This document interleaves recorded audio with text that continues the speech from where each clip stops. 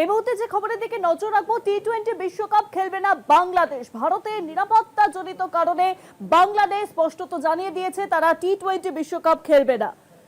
দীর্ঘ টাল বাহানা বৈঠক সবকিছুর পর বাংলাদেশ স্পষ্টত জানিয়ে দিল তারা টি-20 বিশ্বকাপ ভারতে খেলবে না। আর জানবো এই বিষয়ে ফোন লাইনের সঙ্গে রয়েছেন আমাদের যুগ্ম সম্পাদক গৌতম ভট্টাচার্য। গৌতম দা,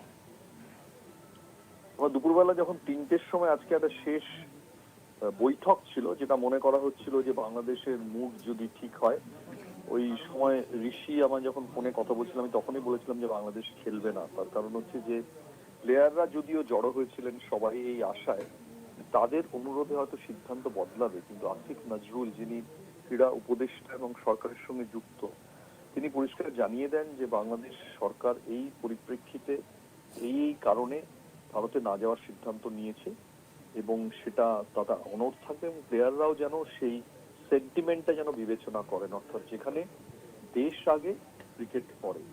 এবং কিন্তু আমি বলবো যে আজকে এমন একটা দুর্ভাগ্যজনক দিন, যেদিন এশীয় ক্রিকেট মৈত্রী, যেটা জগমোহন ডালমিয়ার আমলে স্থাপিত হয়েছিল, যেটাতে তথাকথিত কৃষ্ণাঙ্গরা আইসিসিতে তথাকথিত শ্বেতাঙ্গদের আক্রমণ করে নিজেদের রাজ্যপাট স্থাপন করেছিল, আজকে সেটা নিজেরাই চুরমার করলো এই সিদ্ধান্তের ফলে। অর্থাৎ বাংলাদেশ এই যে যাচ্ছে না বলে একটা উপমহাদেশীয় ক্রিকেট ঐক্য, সেটা প্রচন্ড একটা চোট খেলো।